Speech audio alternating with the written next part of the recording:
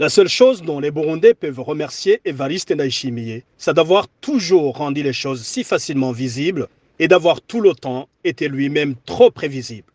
Ces beaux discours du début de sa présidence n'ont jamais berné personne. Tout le monde attendait de le voir à l'œuvre, mais l'homme n'a jamais bougé d'un iota. Sa stratégie de se plaindre et de verser des larmes de crocodile n'ayant pas payé, le voilà aujourd'hui qui se targue d'abord d'être un homme intensement riche et cerise sur le gâteau d'avoir rendu le peuple burundais prospère et plus heureux qu'il ne l'avait été auparavant. Quelqu'un a dit tout simplement qu'Évariste Ndayishimiye n'est pas dans le déni, mais dans la démence. Quelle justesse! Comment un chef d'État de bon sens peut-il oser se proclamer le meilleur du monde au moment où il a mis le pays à terre s'il ne l'a pas enterré? Tout est à l'arrêt dans le pays, comme si le temps s'était totalement arrêté. À commencer par l'économie. Depuis qu'il s'est juré de s'occuper personnellement du problème de carburant, la pénurie de l'or noir a sans discontinuer élu domicile dans le pays des mille collines et aujourd'hui, tous les véhicules, à part les siens et ses proches, sont à sec. Plus de voitures privées, plus de véhicules de transport en commun. Les rues sont complètement vides. La seule alternative pour les Burundais, où qu'ils se trouvent et qui qu'ils soient, étant de marcher ou de rester à la maison. Dans de telles conditions, les marchés ne peuvent plus être achalandés en peu de produits encore disponibles, même de première nécessité. Les services d'urgence ne fonctionnent plus.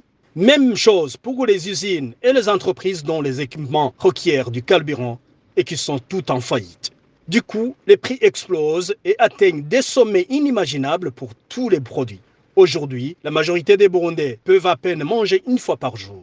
Incorrigible qu'il est, Évariste Ndayishimiye vient de déclarer que la récolte a été surabondante dans tout le pays. Par quelle magie, alors qu'il n'y a plus de fertilisants? Dans son style trop unique, il avait ironisé que les Burundais n'avaient pas besoin de dollars et d'euros. Ironie du sort, c'est justement le manque de devises qui est la source de la grave crise économique de l'histoire du Burundi, avec des endémies qui ont pour nom corruption et détournement de fonds. Dans un pays sans électricité ni eau courante, un pays qui se recroqueville sur lui-même en fermant unilatéralement et sans raison ses frontières avec le Rwanda, que faut-il en espérer? Sur le plan sécuritaire, un climat d'insécurité s'est généralisé. Des assassinats ciblés et des enlèvements ont toujours accompagné le parcours du président dans une atmosphère rythmée par des explosions de grenades dans des espaces publics et des attaques armées.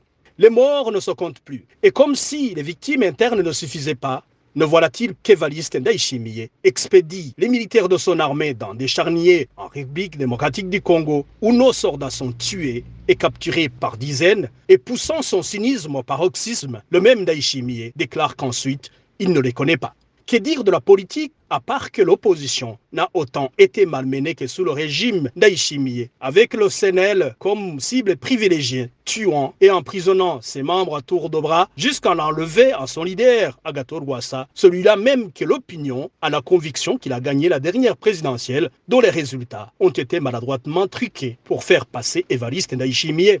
Le régime déclaré du parti unique lui ouvre grandement les portes à de nouvelles victoires sans gloire. Ce 18 juin, Évariste Ndayishimiye va sabrer du champagne dans la totale ignorance des milliers de Burundais qui croupissent injustement en prison, le fait d'une justice sous les ordres.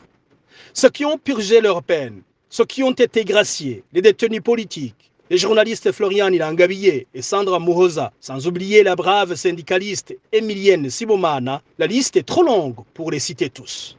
Cher Évariste Ndayishimiye, il faudrait, et c'est peu dire, toute une encyclopédie pour passer en revue tous vos records abominables dignes de figurer dans le livre Guinness.